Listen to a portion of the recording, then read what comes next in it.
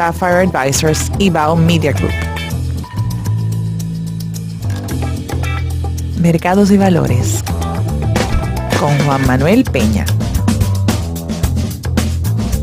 Bienvenidos a su espacio Mercados y Valores, un espacio dentro de Bao Radio donde tratamos temas económicos, financieros y temas de negocios en general.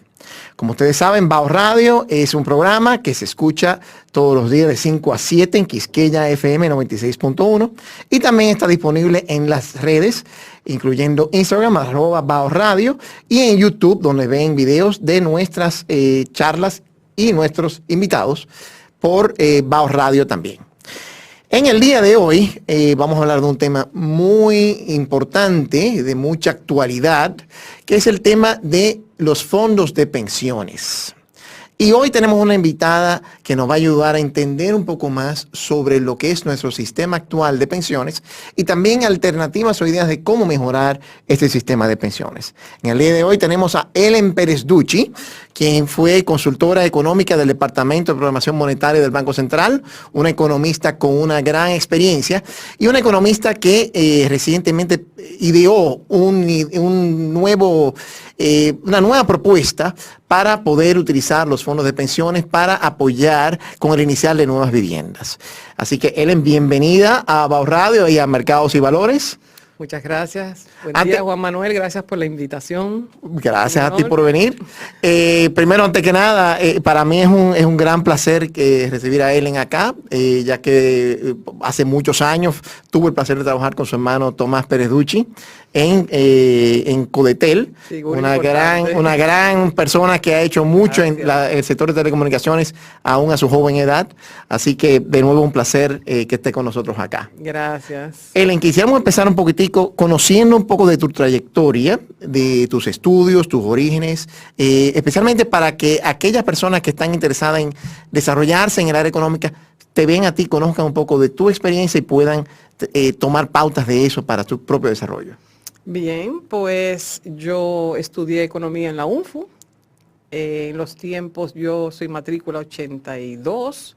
Es decir, que yo fui de una generación de jóvenes que estudió economía por la crisis económica latinoamericana en los 80. Claro. Dicen que esa es una carrera cíclica. En los tiempos buenos nadie estudia economía y en los tiempos malos de repente se reaviva la carrera. La verdad es que es una carrera fascinante porque si bien su base es matemática, porque es una carrera analítica, su objetivo realmente es social y no deja de ser, aunque se habla de que estudian la distribución de los recursos escasos, esa es una decisión social, cómo se distribuye. Claro. Y eso es un lado pues muy importante y con muchas ramificaciones. La opinión de los economistas tiene grandes implicaciones para las sociedades. Así mismo es. Y entonces, cuando estudias tu carrera, cuéntame tu experiencia después que te gradúas, qué haces, cómo vas evolucionando ahí. Mira, durante mi carrera tuvimos la suerte que a la UFU llegaban solicitudes de empleo. Mi primer empleo fue en la Oficina Económica del Senado con el doctor Leonardo Conde. Muy bien. Como la vida es cíclica, él hoy dirige la Escuela de Economía. Recientemente fue distinguida como egresada emérita de la UNFU. Esa fue una experiencia muy enriquecedora en la cual yo quedé muy clara que no quería hacer política. Y a los pocos meses llegó un concurso para un departamento que estaban abriendo en el Banco Central, que se llamaba Deuda Externa. Y yo apliqué, me llamaron para entrevistar, yo llené mis fichas y mis exámenes. Y fui seleccionada junto a un grupo de, creo que éramos 2 en total, para 2 divisiones. Y entré de estudiante, o sea, en aquellos tiempos se ponchaba en el Banco Central a las 7:30 m. Sí. El horario de trabajo técnicamente era hasta las 2, pero no salíamos hasta las 4. A las 5 comenzaban las clases en la UNFU, que era allá arriba en la Kennedy. Claro. Y salíamos a las 10. Así que todos los días uno comía comida fría del mediodía por la noche y volví y retomaba. Fue una época muy intensa. Éramos jóvenes, o sea que nos sacaron el jugo, pero Para que tú veas cómo ha progresado el mundo, en esos tiempos había 2 computadoras en el Banco Central. 2 computadoras. En ese piso. Wow. Y los únicos que sabíamos usarlas era aquellos muchachos jóvenes que teníamos computadora en la casa, o sea, éramos una Usando innovación tecnológica. Lotus 1, 2, 3. Sí, y Word, uno le daba clases de Word a los otros, Excel, Exacto. porque la deuda se llevaba a mano antes. Increíble. ¿Y hasta qué tiempo tuviste, hasta qué año tuviste en deuda externa? Yo estuve 2 años, ese departamento lo dirigía Frank Guerrero Prats, Claro, que en paz descanse, sí. Uno de los varios economistas que se ha llevado el coronavirus, Claro. tristemente, junto con Frederick Lanzadeh recientemente, muy Sí, triste, junto también. con Lucas Vicen, profesor También. mío, excelente. Sí.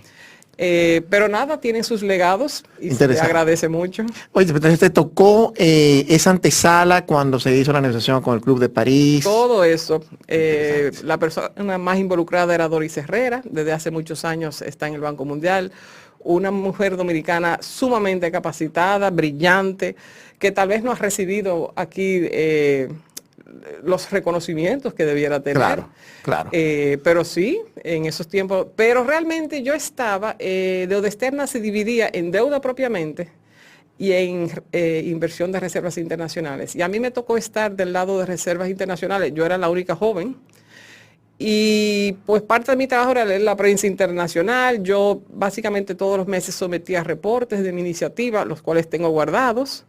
Le escribía discursos y presentaciones a mi director para conferencias, que me dijo que le fue muy bien. Sí. Y eso me motivó después a estudiar finanzas internacionales, porque en el Banco Central yo conozco al que va a ser el padre de mis hijos. Ah, muy bien. Entonces, como no se podía estar casados dentro del banco, por las leyes del banco, el banco es una institución, es la institución por excelencia pública dominicana. Claro. Tiene reglas muy claras, tiene una institucionalidad muy recta. Sí. Al sol de hoy. Sí. Gracias a sus autoridades. Y realmente, nada, eran reglas que había que cumplir. Entonces se decidió que yo iba a salir. Pero a él muy pronto le salió una beca para estudiar en la Universidad de Illinois, en Urbana-Champaign. Ah, muy bien. Entonces nos fuimos los dos a los pocos meses. Y yo tuve mi primera niña allá. Muy bien. Quería estudiar. Sí. Él me decía, ¿para qué vas a estudiar si yo voy a ser profesor? Nada de eso pasó. Yo dije, no, estamos aquí, yo tengo que estudiar. Tan pronto la niña cumplió 1 año, yo decidí estudiar finanzas internacionales porque no podía hacer el PhD en economía. No me alcanzaban los años. Ya. Eso fue también en Illinois, Eso en fue Urbana. en Illinois. Okay. Tan pronto me inscribí, caí embarazada del varón. Menos mal que no te pusiste en el PhD, porque si no hubiera sido... Hubiese tomado más años. Claro. Pero yo te digo que tengo una maestría en finanzas en hembra y en varón, porque son cosas muy distintas. Claro, así mismo es, así mismo. Fue una etapa difícil. Yo escribí en ese año mi tesis de licenciatura de la UNFU. En aquellos tiempos uno se graduaba con una tesis. Ajá. Mi tesis fue sobre la experiencia de desarrollo de Corea del Sur. Ah, muy bien. En aquellos tiempos, una tesis muy novedosa, Sí. porque habían vuelto al país uno de los primeros PhD, quien sostenía que el desarrollo de los tigres asiáticos, Exacto. muy famosos en su momento, se debía a la liberalización comercial, punto. Que lo Sí. que había que hacer era bajar aranceles y eso fue el movimiento precursor de todo lo que fue la liberalización comercial en el GATT, que después la OMC, etcétera. Claro. Yo, que era muy curioso y vivía pidiendo permiso para ir a la biblioteca del Banco Central, que es una biblioteca fabulosa, Sí. con condiciones de un silencio y un acervo de informaciones enorme, que está abierto al público. Sí. Los estudiantes pueden ir, los profesionales pueden ir, los interesados en hacer Es un muy estudios. buen dato que tú estás compartiendo, porque a veces se nos olvida que ese tipo de recursos están disponibles Es para una todos de las- o sea, acceder. Es una de las mejores bibliotecas del país. La UNFU después abrió una biblioteca muy grande, muy buena. La Sí. Pucamaima, debo decir que también. Y la Biblioteca Nacional tiene una biblioteca de otro calibre, o sea, Claro. orientado más a la literatura. Pero en términos económicos, la Biblioteca del Banco Central es extraordinaria. Sí. De hecho, promueve un concurso anual donde se publica, como quien dice, lo que hay de investigación en el país. Claro. Y eso es también un acervo de conocimiento que está ahí disponible, que es muy interesante. Pues yo vivía en la biblioteca y me puse a leer muchas cosas sobre los tigres asiáticos, porque yo quería hacer una tesis sobre la deuda dominicana. Ya. Y yo quería demostrar que el uso de los recursos extranjeros era lo que había determinado el éxito mayor o menor de los países comparado con Corea del Sur. Claro. Y lo que resultó es que yo tenía muchos datos sobre Corea del Sur y no encontraba de República Dominicana. Oye, eso. Entonces no pude demostrar ese punto en el cual creo, porque hay que saber que Corea del Sur en el 62 era más pobre que República Dominicana. Increíble. Más pobre. Y que la guerra de Corea del Sur, cuando se divide, en el 53, fruto de la Guerra Fría básicamente, claro, el sur era el lado pobre de Corea. Todas las facilidades de producción eléctrica estaban en el norte. Entonces, cuando se divide, el sur no tenía ni luz. El sur era la parte agrícola. Y Corea del Sur es uno de los ejemplos primordiales de lo que es las buenas políticas públicas. Claro. Y de propiciación. Mi tesis lo que sostenía era que el desarrollo de Corea del Sur realmente, aunque había muchos elementos de liberalización comercial, era un modelo dirigido por el Estado de negocios. Es decir, el Estado, y eso está ya muy documentado, los chaebol, cómo el Estado financió los grandes conglomerados, y todo eso se hizo en base a unos planes quinquenales muy estrictos. Es decir, se hacía el plan quinquenal, se financiaba y se revisaba. Claro. Y si no se cumplían los objetivos, se cambiaba de dirección, se cortaba el financiamiento a esas empresas. Nada que ver con los incentivos acá, por ejemplo, en su momento, a la sustitución de importaciones, a la promoción de exportaciones, que generaron incentivos que duraron décadas sin buenos resultados. Así mismo es. No porque fueran malos, sino porque hay que exigir. Claro. Lamentablemente, la exigencia es la madre de la excelencia. Así es. Muy bien. Y entonces, ahí trabajaste, ¿cuáles fueron las diferentes instituciones donde trabajaste después de tu maestría? Bien. Yo cuando regreso yo hago esa maestría afuera. Mi primera hija tecleó un poquito ahí. Claro. Cuando estudio finanzas, también hago una tesis sobre las condiciones económicas para el desarrollo de los mercados financieros. Excelente. Y ahí también se rompían un poco los parámetros. Debo decir, 10 años después de que yo publiqué mi tesis, diciendo que el éxito de Corea del Sur realmente no era tan sencillo como liberalizar comercialmente. Claro. Cosa que era el mantra en esos momentos, incluso de las grandes instituciones. Te estoy hablando de FMI, Banco Mundial y todo el mundo. 10 años después, el Banco Mundial sacó un estudio que se llamaba The East Asian Miracle Revisited.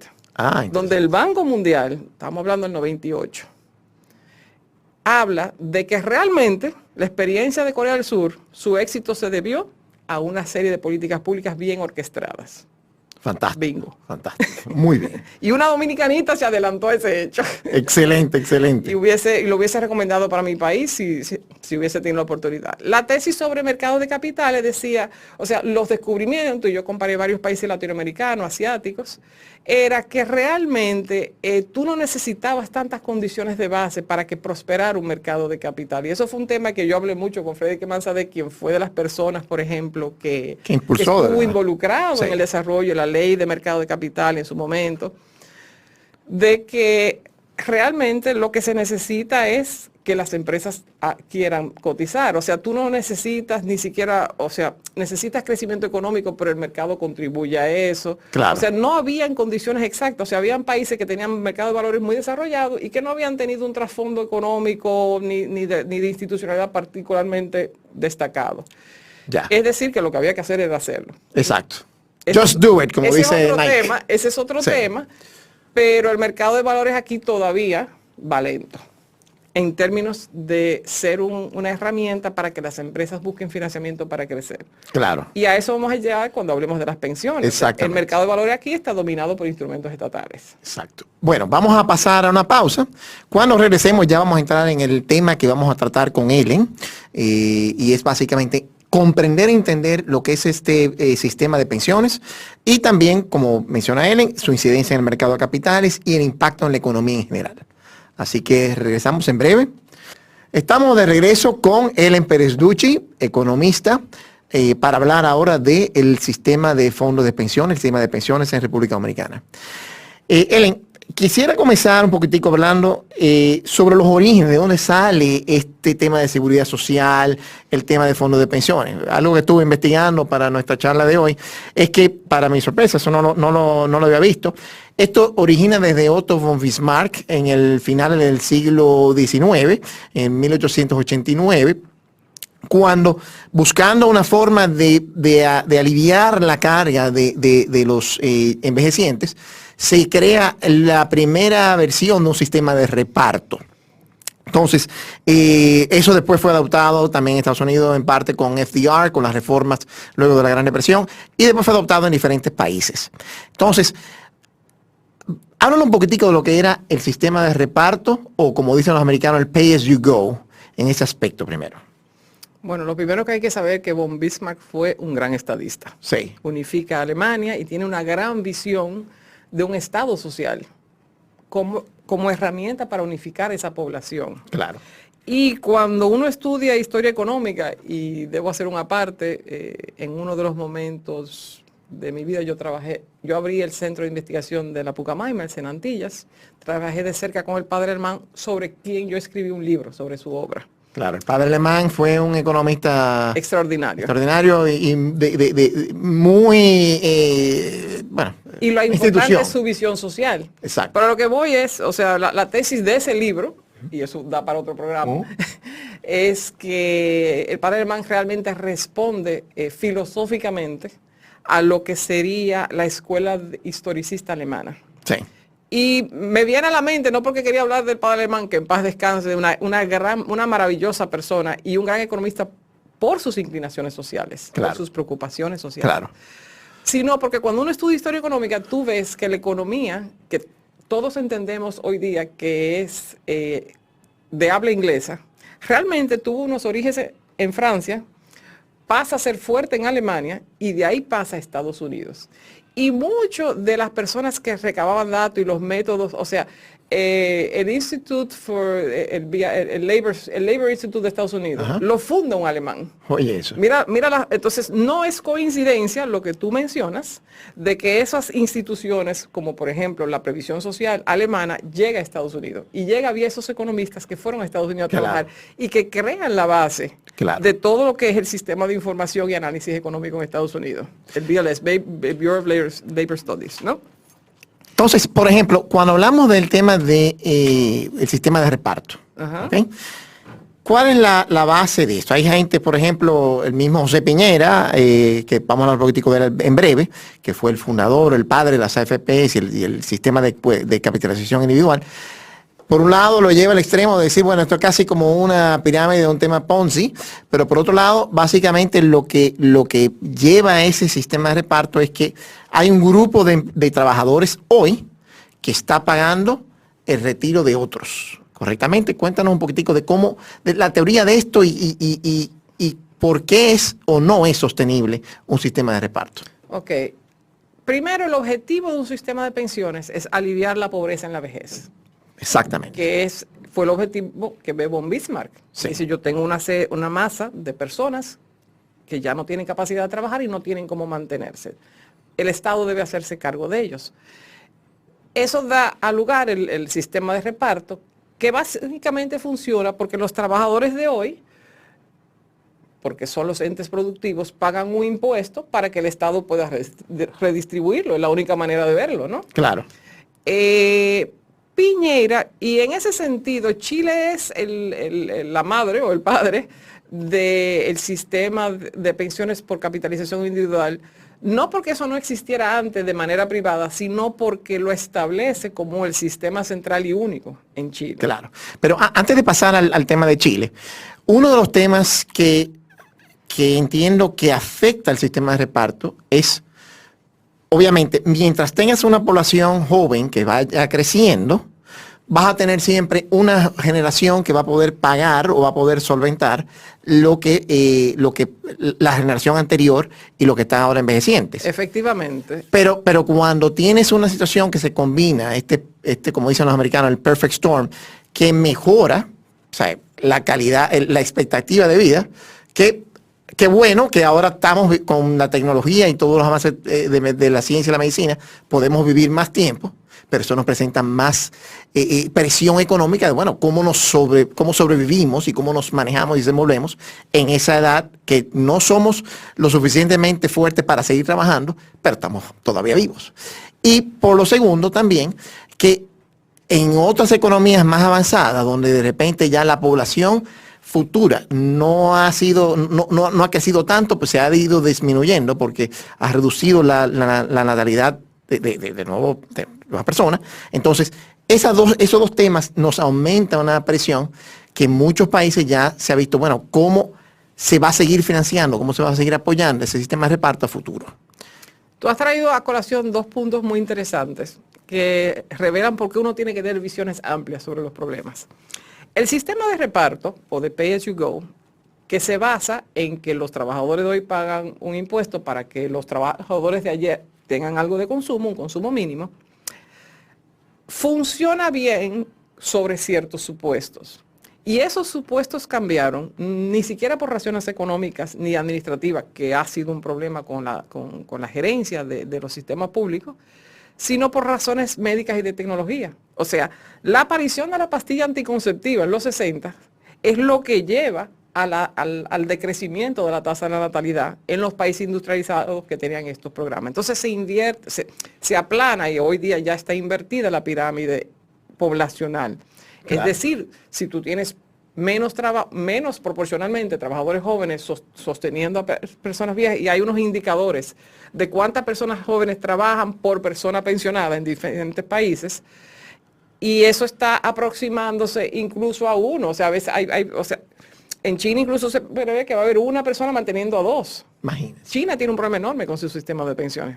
Increíble. Se cree que en 4 o 5 años ya está quebrado China, que todos los números son grandes. Claro, claro. Y que todo se puede. Entonces, por razones poblacionales y, como señalas por otro lado, la tecnología médica, entre ellos las vacunaciones, hay que decirlo. También. Porque la población mundial crece a partir de los 50 de manera extraordinaria, porque las vacunaciones contra polio, meningitis y demás cosas hacen que no haya tal mortandad infantil. Claro. Y extienden la calidad de vida por agua potable y una serie de otras cosas, hacen que un sistema de reparto que en sí no tiene ningún problema, claro, no funcione. Claro. O sea, hay que hacer esa clarificación. O sea, y en economía se adolece mucho de asumir los supuestos y no estudiarlos. Sí. Y por eso es que importar soluciones es tan delicado. Claro. Hablando de eso de importar soluciones, en el año 80, como ya hemos hablado y mencionado el nombre de José Piñera, cuando está la dictadura de Pinochet y entran todos los Chicago Boys a hacer una reforma, y unos cambios y toda esta corriente de neoliberal de ese entonces, que tuvo su impacto positivo en muchos casos, pero también tuvo su impacto negativo en otros. En el tema económico, no estamos hablando del tema político, eso es otra clase aparte. En el tema económico, hace una revolución que es cuando en el 81 comienza este sistema de capitalización, de cuenta de capitalización individual. Que, como decías, básicamente es una forma nueva de que el Estado dice, el sistema de pensiones que vamos a tener va a ser un sistema donde en vez de nosotros estar poniendo un impuesto disfrazado o poner un impuesto al empleador y al empleado para pagarle el retiro a personas que ya fueron los trabajadores de ayer, como dices, cada quien va a ser responsable de tener en una cuenta sus ahorros y va a tener un ente que va a estar administrando ese patrimonio para que vaya creciendo y cuando llegue la edad de retiro, pues entonces esa persona tenga el retiro más seguro y que sea propiedad de esa persona y no esté en manos del Estado. Cuéntanos un poquitico de esa revolución y del impacto que tuvo esa revolución y cómo se adoptó ese modelo en otros países, incluyendo el nuestro en el 2001. Correcto. Entonces, retomando la idea anterior, el sistema de reparto funciona sobre ciertos supuestos. ¿Qué ve Chile? Chile ve que tiene un sistema de pensiones básicamente quebrado, que es un costo fiscal importante, y básicamente cuando se adoptan en cualquier país, cuando tú pasas de reparto a capitalización, tú estás traspasando la responsabilidad y el costo de las pensiones del Estado a los individuos, al sector privado. Tú estás privatizándolo, claro, en muchos sentidos. A nivel macroeconómico eso no es tan así, pero eso es otra discusión, que Claro. vamos a clarificar si hay tiempo. Sí. Pero bajo capitalización individual, como dices tú, o sea, ellos ven que tienen un sistema quebrado. En muchos países estaba ocurriendo lo mismo en Europa por razones poblacionales. En Latinoamérica ocurrió mucho por la mala gerencia pública Claro. de unos fondos que no estaban supervisados. Claro. Entonces ellos dicen, mira, si lo privatizamos, las personas acumulan en su cuenta de ahorros, esa cuenta de ahorros genera una masa que sirve para ser invertida, que potencia el PIB, y las personas se retiran cada uno con una pensión proporcional a su salario, a su tiempo de trabajo y al rendimiento Claro. de los mercados financieros durante la trayectoria de la vida laboral. Y un punto importante que también tenía Chile en mente cuando creó este sistema, va muy de la mano con lo que tú investigaste, con el desarrollo de los tigres, que básicamente potenciaron un mercado de capitales que hoy por hoy también en nuestra base local, como bien dijiste al principio, todavía estamos rayando la superficie con el potencial que tiene el mercado de capitales. Nuestro mercado de capitales se ha desarrollado en base y gracias al impacto de estos fondos de pensiones y del sistema privatizado de cuentas de capitalización individual. Bueno, nuestro mercado de capitales se ha desarrollado por la necesidad de financiamiento del sector público. Obviamente. Y hay que decir que si esas necesidades de financiamiento no estuviesen suplidas por fondos nacionales, habría que buscarlo en extranjero. Exactamente. O sea, todo ese ahorro privado dominicano que financia de una manera u otra los bonos de Hacienda, los bonos del Banco Central, pero en particular los bonos de Hacienda, y yo hago esa distinción, la vamos a hablar ahora, Sí. está financiando unas inversiones públicas que hacen que ese Estado no tenga que recurrir, o sea, están en efecto disminuyendo la deuda externa, lo cual es muy importante en términos de vulnerabilidad financiera e incluso macroeconómica. Entonces eso es muy positivo. Entonces, esta revolución que hace Chile se adoptó en República Dominicana, se adoptó en su momento, aunque ya se ha cambiado en Argentina, se adoptó en ¿qué otros países? No, ya se ha adoptado por la gran mayoría de los países. Colombia, México, Perú, México. En Europa del Este también hubieron varios países cuando hicieron la conversión de... Correctamente. Básicamente todos los países que tenían sistemas de reparto quebrados. Quebrados, exacto. Europa por eso se dilató un poquito, porque primero son países muy ricos. Sí. Aunque se le ha invertido la pirámide poblacional un poco, era más sostenible. Claro. Mantener ese esquema. Y Estados Unidos también, además son países muy institucionales donde la figura de la seguridad social, quebrada o no, se le busca solución porque es que esas son partes del tejido social y político de esas sociedades. Claro. O sea, y lo que se hizo fue que colindantemente se establecieron los sistemas de capitalización individual y eso nos lleva al tema de los pilares, lo que se habla ahora de los, los cuatro distintos pilares.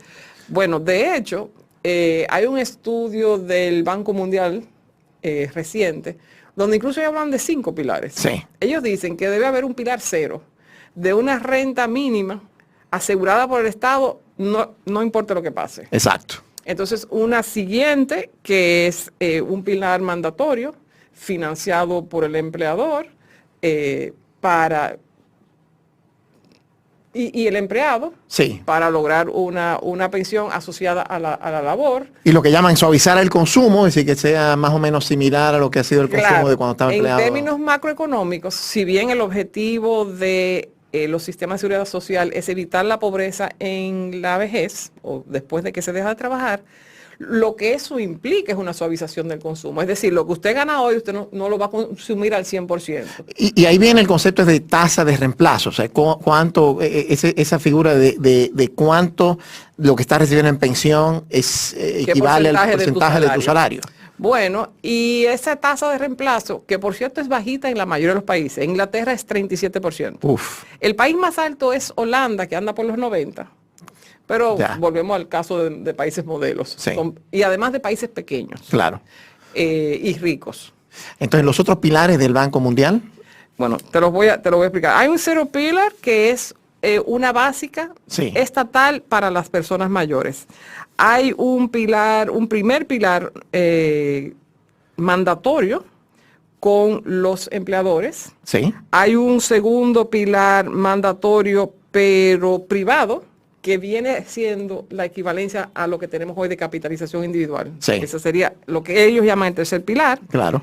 Hay un cuarto pilar voluntario, que es el 401k de Estados Unidos. Ajá. O sea, usted, independientemente de lo que le dé el Estado, que hay Social Security en Estados Unidos, Claro. de lo que le dé su empleador, como que cada empresa tiene sus programas, usted puede voluntariamente aportar más, ahorrarlo conjuntamente con el resto de sus fondos para una pensión mayor. Con beneficios fiscales de que no, de Con que eso tiene fiscal y no que lo están puede diferidos retirar, hasta impuestos, hasta exactamente. que ya se retire. De hecho, en República Dominicana recientemente se aprobó la posibilidad de tener un ahorro voluntario.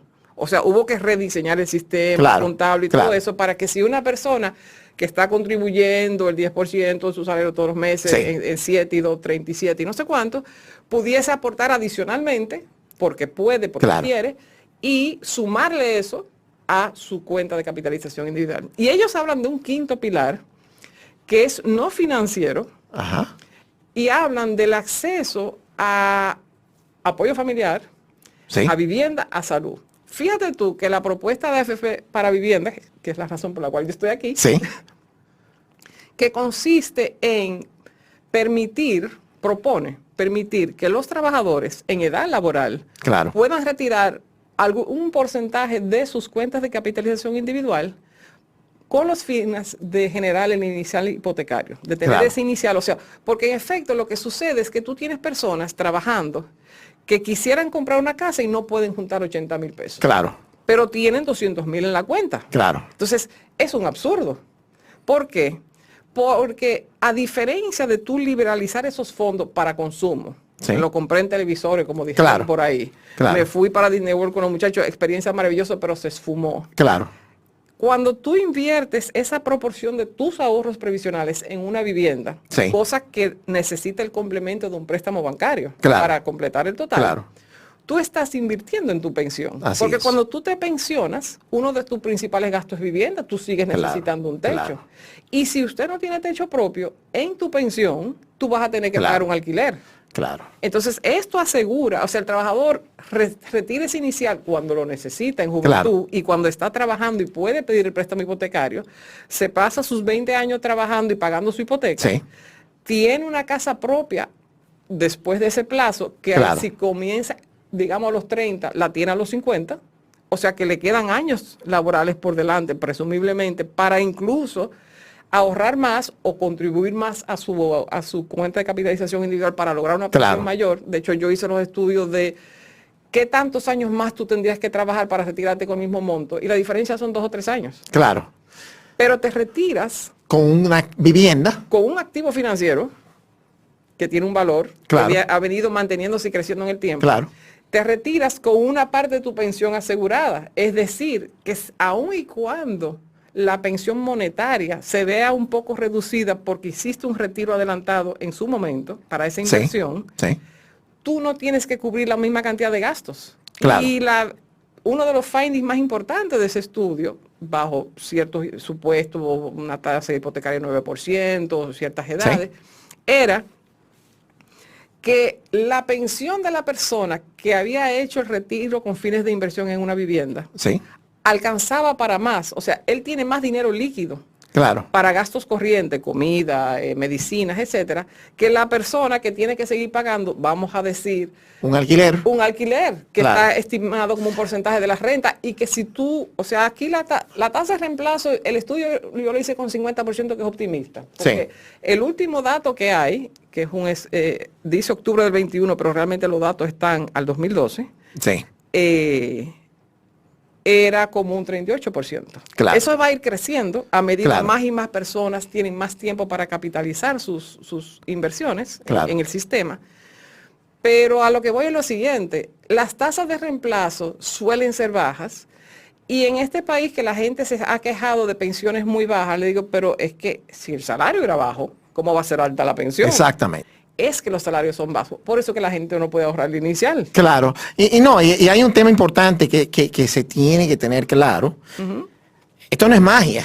Claro. Para uno poder ahorrar y tener para al futuro, para la pensión, uno tiene que aumentar más lo que estás ahorrando, o tienes que tener un mejor rendimiento o retorno, o tienes que postergar tu tiempo de retiro. Entonces, esas tres cosas juegan. Asumiendo que estás empleado todo el tiempo. Asumiendo que es otra historia. Que es otro tema y otra historia, y que no es lo que siempre pasa en nuestro país, porque hay gente que tiene la dicha de tener un empleo por todos los años del mundo, hay otros que entran y salen del mercado laboral y tienen que hacer otro tipo de cosas.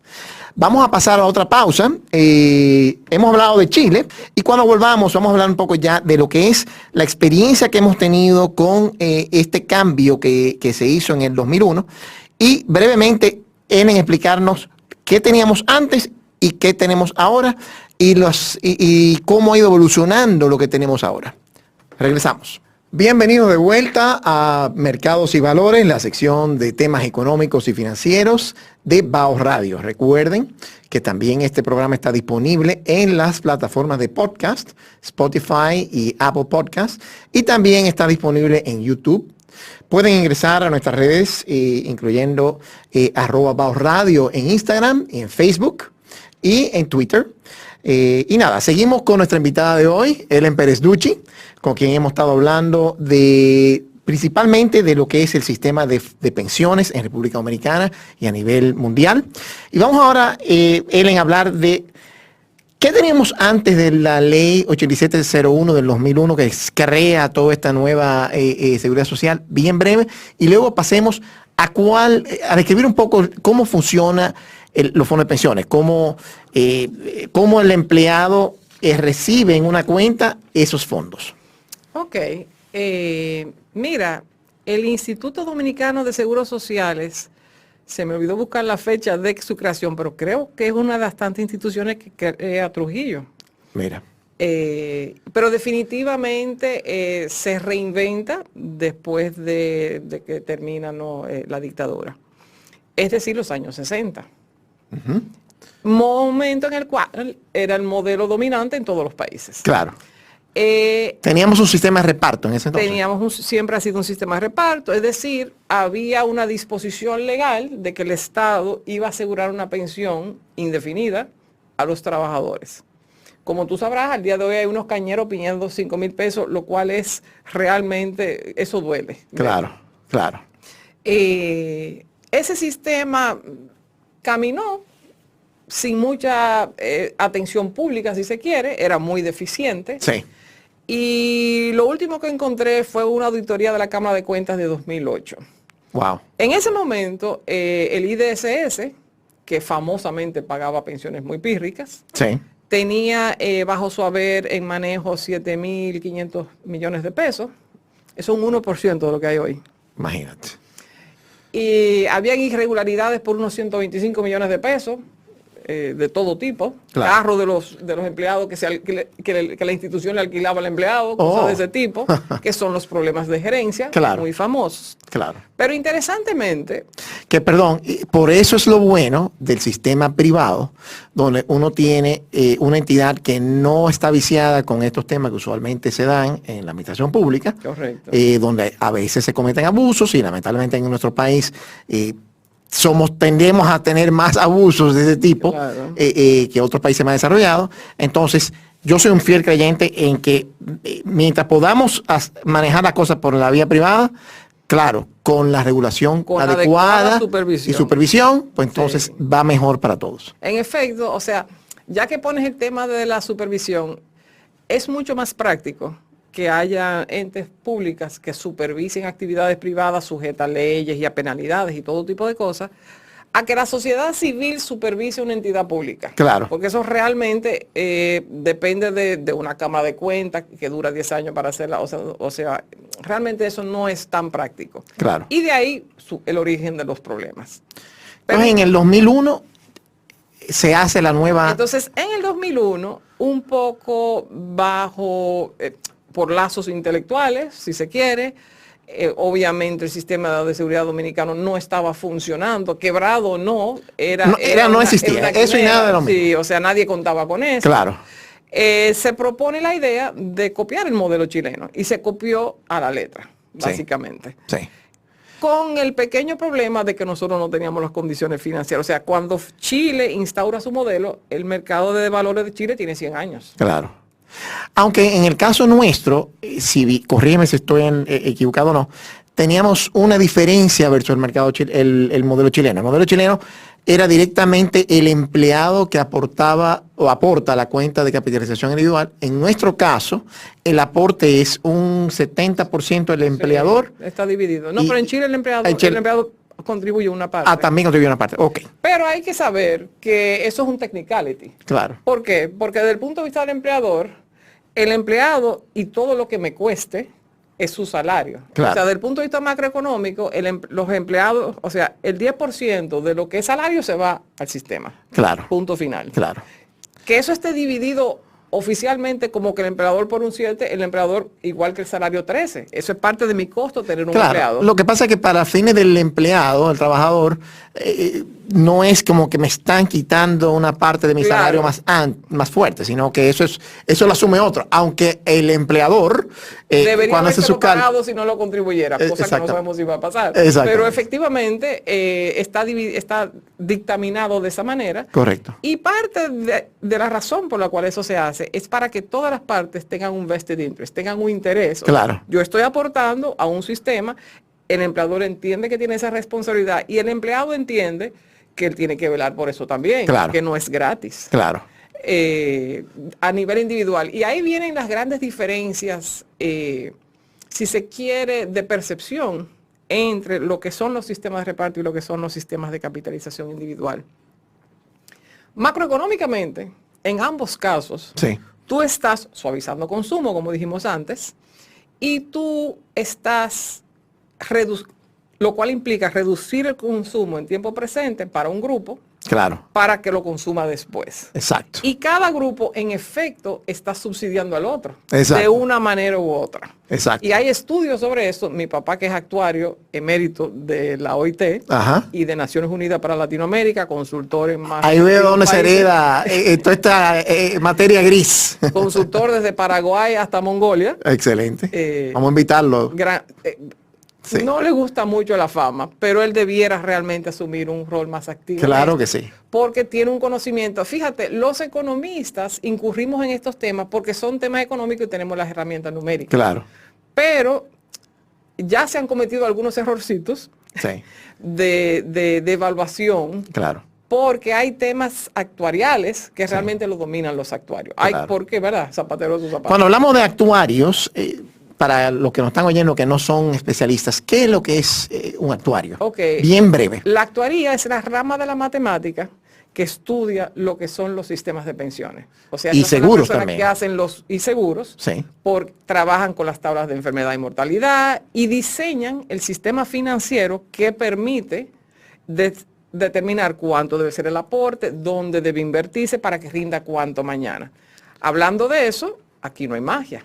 Claro. Los rendimientos están sujetos a condiciones de mercado. Claro. Y eso nos lleva al caso chileno. Sí. O sea, ¿por qué, entre comillas, el sistema de capitalización individual está bajo cuestionamiento en Chile?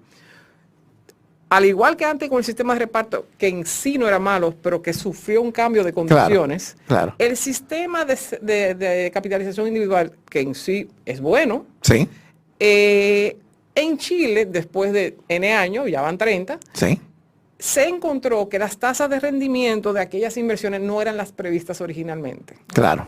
Y por tanto, las pensiones no eran las previstas originalmente y la gente quedó desencantada. Claro. Pero eso no es una falla del sistema de capitalización individual. No. Eso, de hecho, responde a factores mucho más grandes que Chile. Claro. Si usted mira la tendencia de las tasas de interés internacionales a lo largo de los últimos 30 años, usted va a ver una tendencia decreciente. Claro. En todos los países. Algo que ha estudiado mucho la economía. Sí. Porque se logró bajar la tasa de interés sin que se disminuyera la inversión. Claro. Y hay muchísimas explicaciones para eso que no vamos a hacer otra área. Sí. Pero, ¿a qué voy? Las tasas internacional tienen una tendencia a la caída, lo cual es bueno para inversión y producción. Sí. De hecho, nosotros hemos asistido a la gran etapa a la gran bonanza, claro, en los últimos, desde los 90, con la liberalización comercial, entre claro, otros. Claro. Entonces, Chile, las tasas de interés de Chile, igual que las dominicanas, que han venido cayendo. Sí. cayeron estrepitosamente después de la crisis de Baninter. O sea, tú estás hablando de que la tasa hipotecaria en este país era 28%. Claro. Yo no sé cómo nadie compraba una casa. Claro, pero en ese entonces teníamos dos temas. Ahí teníamos una tasa que era irracional, porque cuando uno comparaba, yo que era banquero en esa época y trabajaba en un banco internacional que era el más conservador, Citibank, en ese entonces, cuando me tocaba hablar con un cliente y el cliente me decía, bueno, ¿cuánto tú pagas? Bueno, yo estoy pagando tanto. Ah, no, pero yo en Baninter estoy recibiendo tanto. Entonces, bueno, no era una tasa que obedecía a lo que era un manejo prudente de un banco. Y eso era, después descubrimos el tema ahí.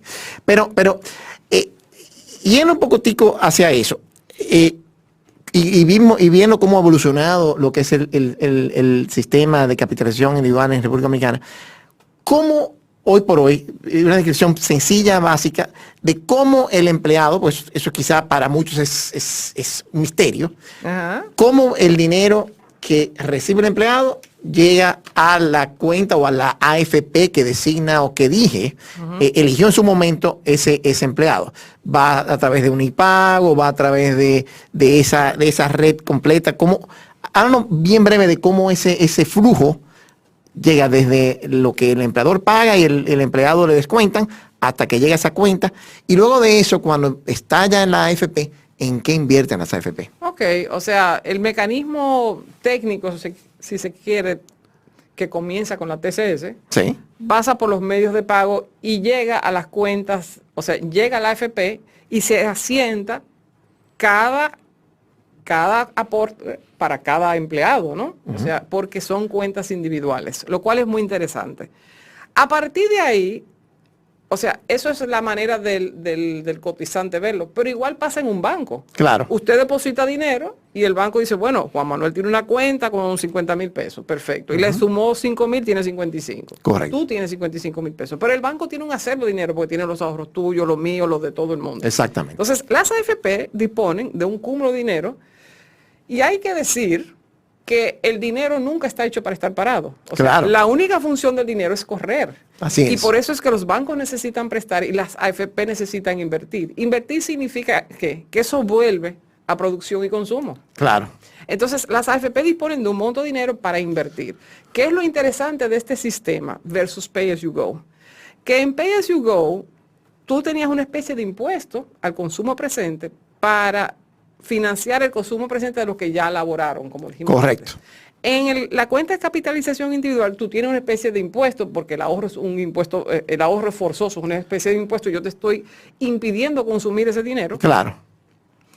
Y tú lo acumulas personalmente, pero a nivel sistémico, básicamente, el sistema entero está ahorrando dinero que ya no va al Estado, va a entidades privadas.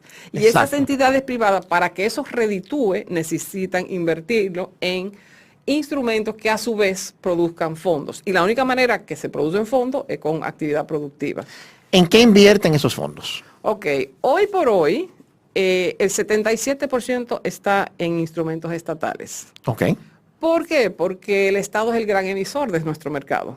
Y eso, de nuevo, no es ni bueno ni malo, ni culpa de nadie, porque si yo fuese una AFP, yo también invertiría en instrumentos estatales, claro, porque son seguros y porque tienen rendimientos muy altos. De hecho, en todo lo que es teoría económica se habla de lo que es la tasa libre de riesgo, y típicamente son los instrumentos emitidos por un gobierno. Sí. Y la ventaja que hemos tenido, que ha sido como un silver lining o el pan debajo del brazo de este sistema de pensiones, es que el gobierno finalmente logró tener credibilidad en sus finanzas públicas y tener credibilidad en lo que es emisión de deuda. Entonces, muchas veces la gente critica, no, pero esto es un asunto donde el empleador está poniendo su dinero, sus fondos de pensiones para financiar al Estado.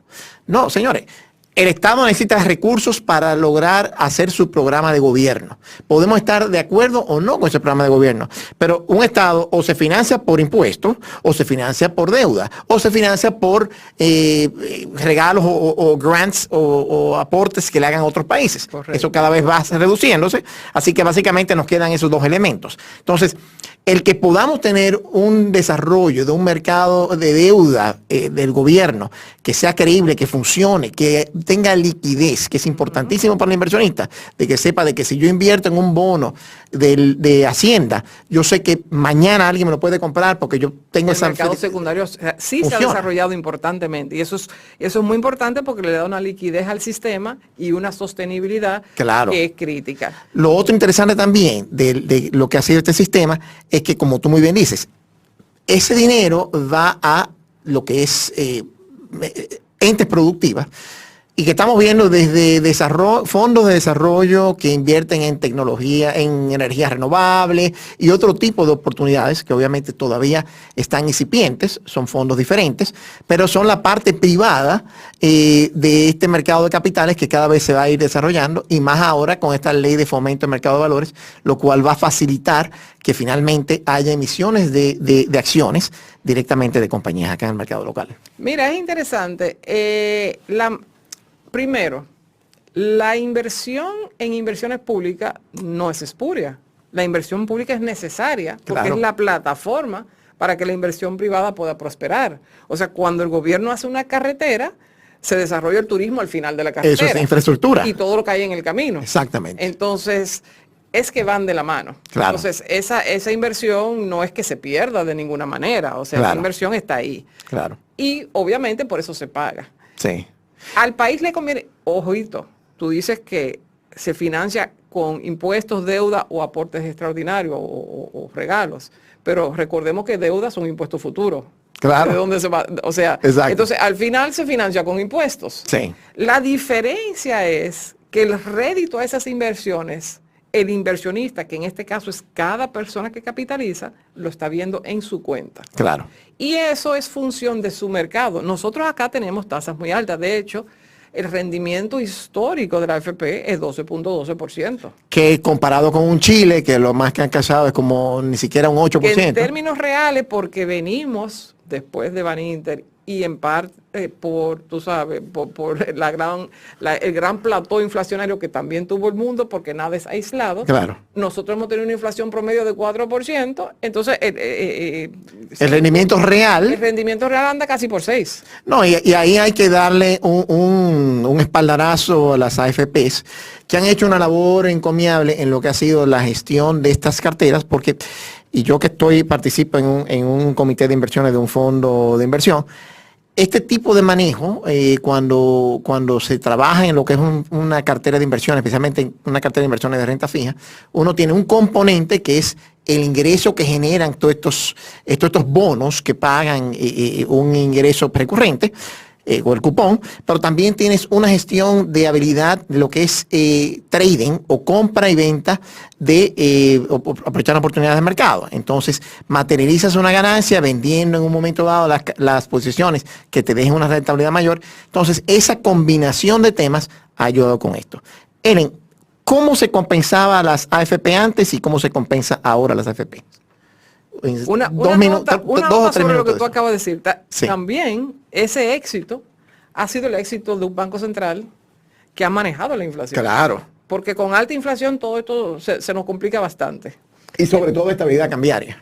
Bueno, las dos cosas van de la mano. Sí. Las dos cosas van de la mano. Y de hecho van menos y menos de la mano a medida que el modelo de inflation targeting prospera y la gente cree en la meta del Banco Central y entiende que la devaluación es transitoria. Y acabamos de tener un problema con eso. Claro, eso vamos en el próximo segmento hablaremos. Acabamos de tener un tema con eso. Sí. Pero, o sea, básicamente antes, bajo el modelo de reparto, no hay comisión porque es una institución pública. Claro. O sea, nadie le paga a Hacienda por hacer su trabajo. O sea, el costo son sueldo y salario y se acabó. Claro. Bajo el modelo actual, las AFP, por ley, porque, mira, cuando las personas critican la AFP y mi trabajo no es defenderla, mi trabajo es hacer esta propuesta de AFP para vivienda y que la gente entienda cómo funciona el sistema de pensión y cómo puede funcionar mejor. Las AFP son un constructo de la ley. Claro. Y todo lo que las AFP hacen está regulado por la ley. Desde cómo, cuánto invierten, desde cómo, en qué invierten. O sea, hay límites de inversión. Incluso, por ejemplo, para empresa privada hay un tope de 8%, hoy 16% de su portafolio. Eso puede cambiar si las condiciones de mercado cambian. Y sus comisiones también están regidas por la ley. Entonces, Con el tema de las comisiones, usted puede considerar que son altas, bajitas, como quiera. Sí. Pero si usted tiene un problema, no es con la AFP que tiene que hablar, Claro. es con la ley. Bueno, porque pero la ley lo ha sí. dictaminado. Entonces tienen un 1.1% Que- sobre el monto administrado, Claro. que como el monto administrado es muy alto, rinde una comisión muy alta. Claro. Cuando empezó la ley teníamos dos temas de comisión, que era primero Sí. 0.5% de los Del aportes aportado. y teníamos también el 25% del El rendimiento sobre un mínimo. sobre el mínimo. Que ahí casi como quien dice era casi como un hedge fund en el sentido de que era casi, bueno, como un success fee. Mira, si yo te di una rentabilidad más alta, pues entonces yo me gano una comisión importante de eso. Sí. Eso fue muy bueno que haya cambiado ese esquema porque al final no afectó dramáticamente el ingreso de las AFPs, pero sí lo puso a un sistema un poco más justo y más entendible, donde ahora tenemos un esquema, como tú dices, y en el 2029 va a llegar a 0.75% de lo que es a nivel anual, de lo que es el patrimonio administrado. Total administrado. La ventaja de eso, y también mi rol no es defender las AFP, pero a mí me Pero hay gusta que el decir sistema. hay que decir lo que es bueno. Y a mí me gusta el sistema, aunque hay oportunidad de mejora, y vamos a hablar de eso en el próximo segmento. Básicamente, tú tienes un mecanismo donde con la gestión de la AFP, tú puedes lograr acumular un patrimonio importante con una administración independiente que te ayuda a tener un manejo óptimo de ese portafolio, de ese patrimonio. Vamos a otra pausa y volvemos en breve. Estamos de regreso en Mercados y Valores, la sección de Baos Radio, donde tratamos temas económicos, financieros y de negocios. Y hoy contamos con la invitada Ellen Pérez Ducci, con quien hemos hablado de temas de economía, pero especialmente temas importantes sobre el sistema de pensiones en República Dominicana y también a nivel internacional. Ellen, vamos a hablar un poquitico ahora de, primero, ¿qué ocurrió en febrero con los fondos de pensión? Lo que ocurrió en febrero fue una bobería. La ley permite o exige que por lo menos un 70% de las inversiones sean en pesos. Es decir, que el otro 30% puede estar en dólares. Creo que hay como un 25, 27%. 25%. Pero la ley monetaria y financiera también exige que todos los precios estén expresados en pesos dominicanos. Es decir, que independientemente de cómo esté invertido tu balance, las AFP, que todo lo que hacen está regido por la ley, Claro. no pueden hacer nada diferente de lo que está estipulado, te mandan tu balance mes a mes en pesos. Ese balance normalmente crece porque los intereses por lo general van acarreando y tú vas viendo el Claro. ingreso de los intereses. Claro. ¿Qué pasó en febrero? De hecho, ¿qué pasó desde la pandemia? El dólar, a raíz de la pandemia y todo lo que aquello implicó en términos económicos, pasó por redondearlo de 55 a 58. Sí. Y ya cuando comienza la recuperación en marzo del 2021, comienza a revaluarse. Porque Correcto. comienza a entrar turismo y las remesas que han estado en un histórico alto se mantuvieron. Es decir, hay un gran influjo de dólares y el Banco Central, que está bajo una gerencia muy experta, ha logrado revalorizar el dólar, lo cual todos sabemos no es lo normal. Claro. Pero si lo ves en términos históricos, lo que tienes es un revert to mean, o sea, volviste a la media. O sea, Claro. el dólar hoy está en 55.75, que es su nivel de mayo de 2021. Claro. Y no me sorprendería que nuestro gobernador quiera regresar a donde estaba al principio de la pandemia, porque esencialmente la pandemia fue una burbuja de tiempo. Claro. Claro. El caso es, ya las condiciones económicas dirán si se va a quedar en 55 o subirá a 56, 57.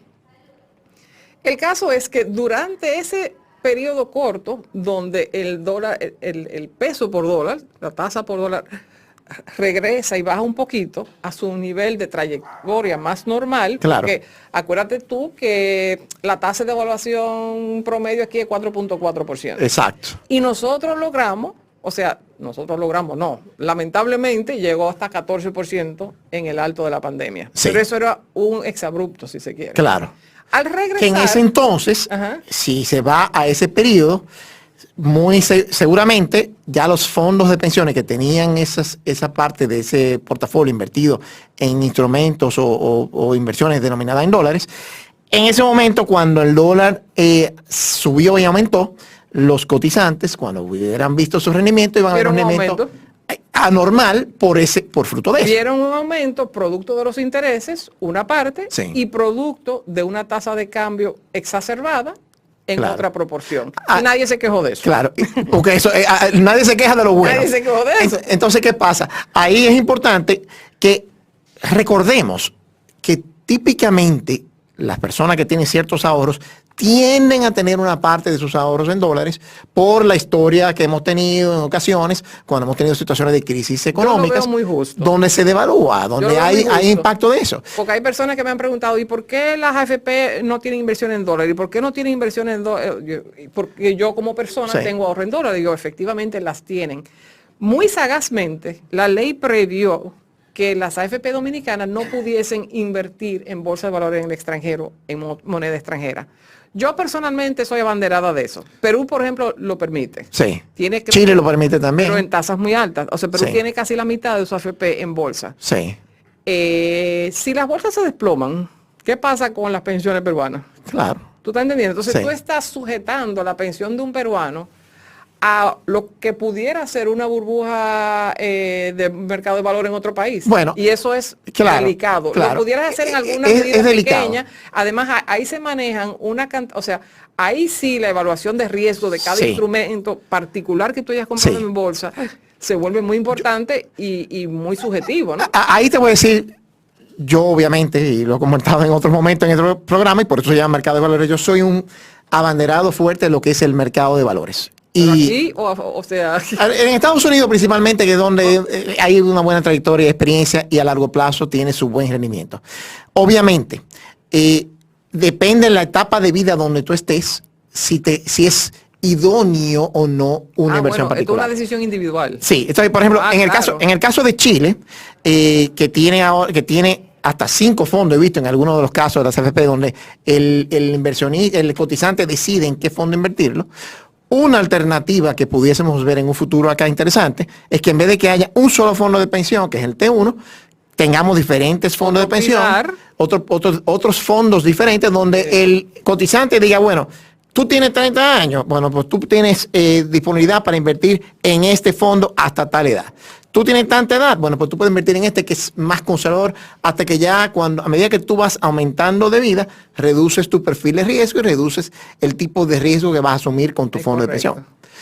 Entonces, ahora vimos recientemente que en marzo ya con el alza del dólar de nuevo, ligeramente versus lo que fue el mes de febrero, que hay que estar claro que mucha gente se pregunta por qué se apreció el peso.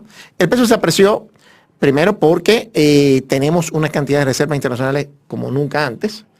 Tuvimos también la entrada de los nuevos bonos soberanos que se emitieron durante el mes de febrero. Y también buscando, como dices, todo este aumento de la tasa de política monetaria, que está buscando, por un lado, mitigar la inflación, pero por otro lado también está impactando, y eso tú conoces mucho de programación monetaria, en lo que ha sido ese impacto. Yéndonos ahora a lo que son oportunidades y ha sido críticas del tema de las AFPs en nuestro mercado, hubo un llamado muy fuerte durante la época de pandemia del 30%. Y el argumento principal, y yo entiendo que tenía validez, el argumento que se decía en contra del 70% de una manera abrupta, era todo el impacto negativo que hubiera causado en el mercado de capitales, porque cuando sale a vender instrumentos, eso tiene un impacto en los precios. Tú viniste con una alternativa que es mucho más interesante para cómo utilizar esos fondos para usarlo para vivienda inicial, y que hablamos un poquitico al principio del programa. Expande un poquitico más de eso brevemente en lo que ha sido tu planteamiento. Cuando llega la pandemia, yo desempolvo un estudio de 4 años antes que planteaba permitir un uso de una proporción de esos fondos como inversión hipotecaria. Sí. Idealmente en primera vivienda, pensando Claro. en personas que tienen necesidades. Claro.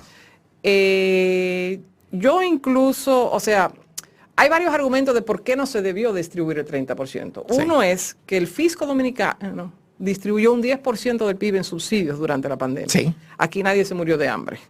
Eso, por ejemplo, Costa Rica no dio nada. 0 dio.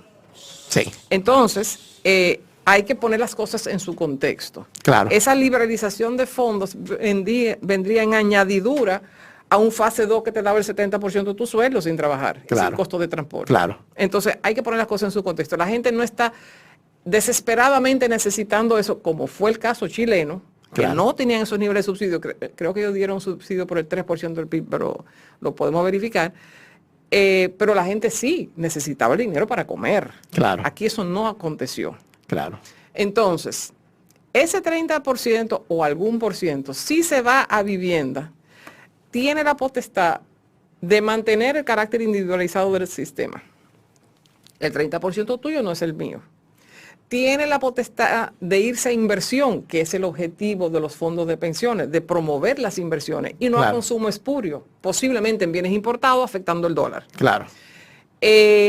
Tiene la potestad de proteger la pensión al final de la vida, porque la vivienda es un bien de capital que no se devalúa, todo Claro. lo contrario, se revalúa Claro. y que es parte integral, es tu primer gasto de pensión. Así Necesito un techo donde dormir. Exacto. Y de la manera que estaba planteado, porque yo he diseñado una propuesta basada en mecanismos de mercado, porque con el Estado no se puede contar ni se debe contar. Así es. Y porque el problema es tan grande que el Estado jamás lo va a poder financiar. Tú Claro. sabes que se habla de un déficit habitacional que anda entre 900,000 a casi 2 millones de viviendas, dependiendo de cómo se define. Pero el Estado no va a poder hacer 1 millón de casas. Claro. O sea, el mayor de Londres propuso hacer casi, creo que hizo 40,000, ¿no? O sea, Sí. fue una cosa ridícula. Sí. Aquí, o sea, tenemos escollos importantes. Aún no hemos descollado los programas de vivienda social, que es donde se necesita inversión, porque ya sabemos Claro. que hubo un error de mercado y aquí se ha sobreinvertido en viviendas de un nivel económico que ya está saturado. Sí, hay una sobreoferta. De un tipo de torre y de Sí. vivienda de lujo que ¿cuánta gente puede comprar eso? Exacto. Entonces, la propuesta no afecta a los mercados de capitales, que es parte de lo que a ti te interesaría, por lo siguiente. No todo el mundo califica el primer día. Claro. A diferencia, por ejemplo, de liberalizar el 30% A todo el mundo. de golpe y porrazo. Exacto. Porque si tú tienes 2 años trabajando, ¿cuánto vas a tener? Exacto. Entonces, viene resultando que las personas que calificarían estarían entre 30 y 44 años. ¿Por qué? Porque yo estimo que tú tienes que trabajar unos 10 años para acumular una CCT Claro. importante, de la cual vas a retirar una parte, no Claro. todo. Y porque si el complemento de ese proyecto es un crédito hipotecario, Sí. el banco no te va a prestar a los 62 años, te Claro. va a prestar hasta los 45, Claro. para que tú termines de trabajar y Así pagarlo a es. los 65. Entonces, ese grupo es más o menos 1/4 de la población cotizante. Claro, hay gente que hoy no califica que en 5 años va a calificar, en 10 años va a calificar. Claro. Por un lado. Por otro lado, no todo el mundo quiere casa. Y por otro lado, todo lo que tienen casa no la tienen, aunque tú puedes invertir en proyectos. Así es. Pero a lo que voy es lo siguiente, el mismo mecanismo suaviza la salida de esos fondos. Y si tú estimas que los ingresos mensuales de la AFP son unos 4,000 millones de pesos y que el inicial promedio, digamos que son 150, 200,000, eso lo que daba eran 200 casas mensuales. Claro. Entonces, pero que es muchísimo. Así es. Eso es muchísimo. Y si se logra sería una gran cosa. Claro. Pero yo incluso yo tengo un canal que se llama AFP para Vivienda Ellen Pérez. Sí. Yo tengo una capsulita donde yo hablo de por qué liberar los fondos de esa manera no afectaría el mercado de capitales. O sea, como las AFP, como el sistema de pensiones, recibe ingresos frescos todos los meses, tú básicamente pudieras invertir los recursos frescos y nunca desinvertirías un peso. Claro. Todo eso se queda. Excelente. Porque acuérdate que esa es Sí. una masa que crece. Exacto. Y como dices, no es que estoy tomando el 30% de golpe y porrazo como pedirían Y algunos lo tiré diputados. al viento. Lo tiré al viento. Aquí es sencillamente algo más programado, que no todo el mundo está en ese momento ya de disponer para hacer esa inversión.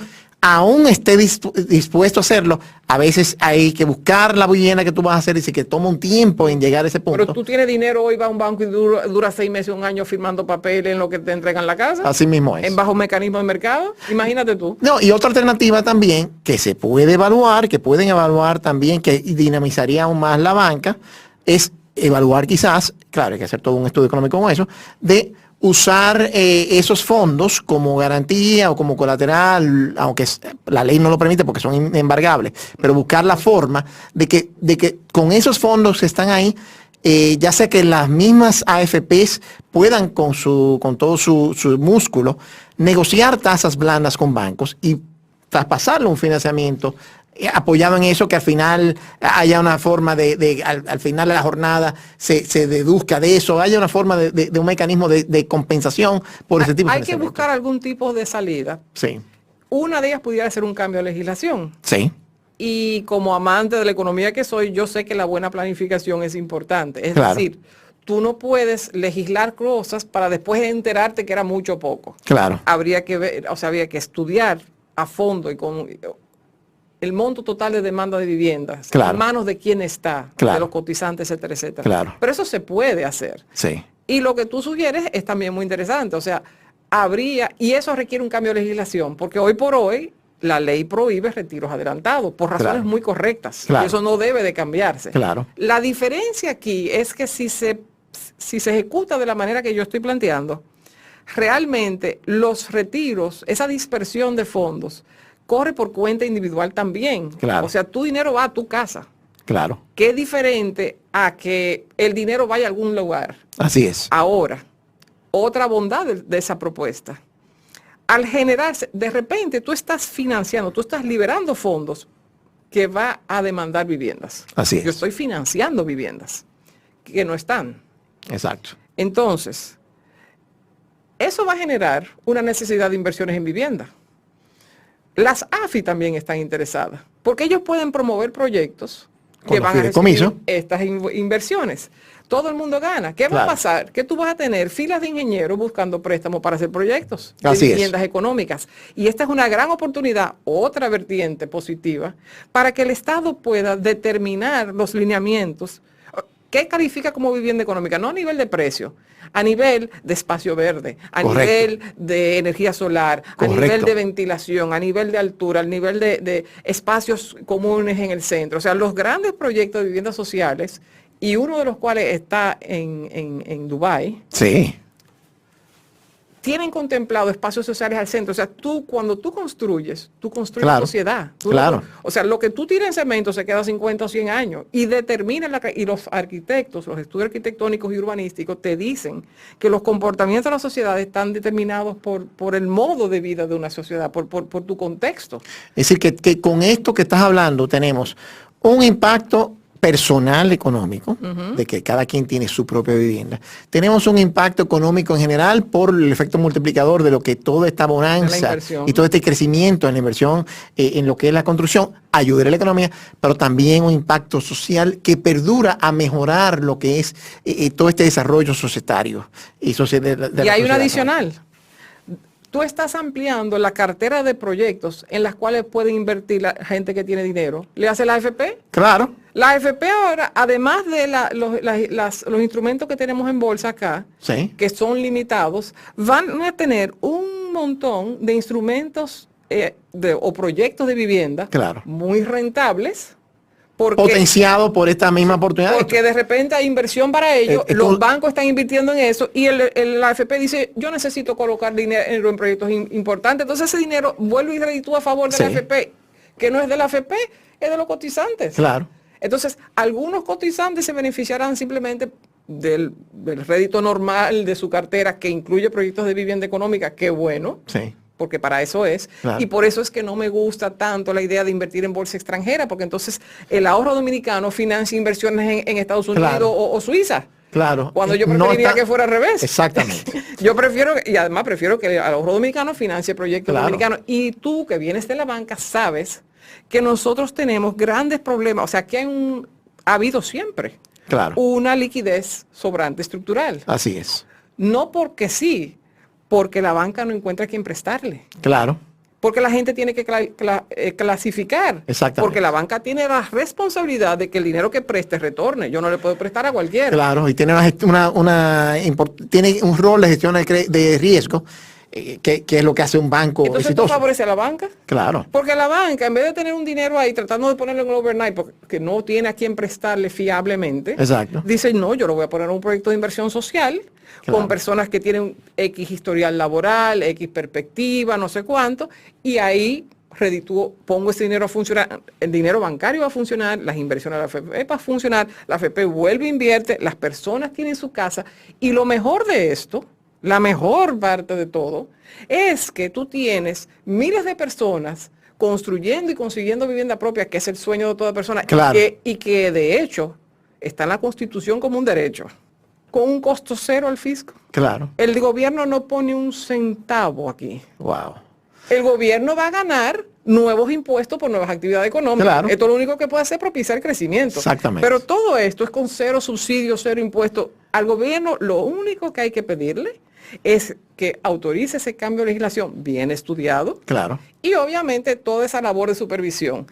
En un mundo ideal donde este proyecto se implementase, esa liberalización, ese manejo de esos fondos para estos fines de vivienda, tiene que estar supervisado por un comité que, entre otros, tiene que estar el Banco Central para fines Claro. monetarios, tiene que estar Claro. la superintendencia, Claro. tiene que estar vivienda, tiene que estar Hacienda, tiene que estar todo el mundo. Sí.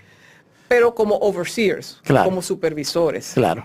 El mecanismo funciona por mecanismo de mercado. Es decir, tu AFP te puede dar 29% o Claro. 32%, porque yo no veo por qué tiene que ser un número X. Claro. Tiene que estar, habrá que diseñar algunos, tú sabes, algunas ecuaciones para decidir cuánto que te Claro. corresponde por tu edad, por tu Sí, sí, sí. trayectoria. Y en los bancos todavía te pueden decir, no, pero yo no te quiero prestar. Claro. Es un problema entre usted y el banco comercial. Exactamente. Bueno, básicamente lo que nos está describiendo Ellen es que esto es casi como un círculo virtuoso. Es un círculo virtuoso. Tomen nota, diputados que están buscando trabajar y que se han metido en otros proyectos buscando politizar el tema de fondos de pensión y todo eso. Olvídense de eso. Mejor busquen una forma de apoyar este tipo de iniciativas donde van a salir airosos al futuro por lo que ustedes van a traer al trabajador dominicano. Es un ganar, ganar, ganar, ganar. Si tú te fijas, ahí no pierde nadie. Exactamente. Y los legisladores que tienen la obligación de defender el interés de los ciudadanos y de hacer ruido a favor de que esas cosas se adopten, son los primeros beneficiarios de una propuesta Claro, como esta. Porque claro. qué mejor que decirle a las personas, tú vas a poder construir tu propia casa, porque además no hay riesgo de asignación. No hay eso de que le dieron a Sí. ti, a mí no me dieron, porque yo no era de tal partido, Claro. nada de eso. Claro. Y encima de eso, ¿no? Tú tienes que el sistema funciona solo. Así o sea, es. tú propicias los mecanismos de mercado y tú creces en la economía. Así es. Bueno, vamos a pausar y cuando regresemos ya despedimos nuestro programa. Bienvenido de vuelta a Mercados y Valores, la sección de Bao Radio, donde tratamos temas económicos, financieros y de negocios. Tuvimos hoy la presencia de Ellen Pérez Ducci, economista, con quien hablamos varios temas, pero en especial hablamos con mucho énfasis del sistema de pensiones en República Dominicana y de su propuesta de cómo utilizar los fondos de pensiones para poder servir como inicial de nuevas viviendas. Ellen, muchísimas gracias por habernos acompañado. Si quieres dejarnos un último pensamiento breve para ya concluir nuestra sesión de hoy. Primero, mi agradecimiento por el espacio. Creo que ha sido una interacción muy interesante. Esta es una idea que hay que divulgarla, la de AFP para viviendas, porque creo que va en pos del bien social. Así es. Va en pos del bien económico, va en pos de la paz política Claro. y realmente resuelve tantos problemas con una sola flecha. Claro. Que creo que o sea, está demostrado que es un ganar, ganar, ganar. Yo seguiré haciendo pequeñas cápsulas en AFP para Vivienda Ellen Pérez. Con mucho gusto regreso acá. Me encantaría debatir. Creo que hay demasiados especialistas diciéndonos por qué no se puede. Esta es un esfuerzo de cómo se puede. Claro. Busquemos una solución. Claro. Una solución que acomoda a todo el mundo, Así es. incluyendo a las AFP, quienes, por cierto, han mostrado estar de acuerdo. O sea, si había mayor escollo, por lo menos ya estos ya están apoyando esta iniciativa. Es que no les perjudica. Claro. No les perjudica. Y le ayuda a reducir un poco la presión política que es parte de esto. Y económicamente, básicamente, ese dinero retorna. Claro. Ese dinero retorna y se desarrolla el mercado, que es lo que queremos, y se fomenta la inversión, y sus cotizantes están más contentos. Una última cosa que hace ese sistema basado en reglas de mercado. La gente va a estar interesada en cotizar, no en evadir. Claro. O sea, el sistema se autorregula, porque ahora el muchacho joven que entra quiere cotizar, porque dice, porque en 10 años yo voy a tener el inicial de mi casa. Así es. Y las personas que hoy día están jugando con el sistema para tener seguros de médico y no una pensión, no se han derrotado ellos mismos. Claro. Porque ahora tú no tienes acumulado nada. Así es. Entonces, fíjate tú, cuando las cosas van en la dirección correcta, cada una refuerza a la otra. Claro. Bueno, Ellen, muchísimas gracias por tu participación. Gracias a ustedes por su sintonía y por vernos en las plataformas de Spotify, Apple Podcast y también en YouTube. Y también de sintonizarnos por Quisqueya 96.1 FM. Les acompañó Juan Manuel Peña, director de Sapphire Advisors. Pueden conseguirnos en las redes @Sapphire Advisors, como Zafiro en inglés.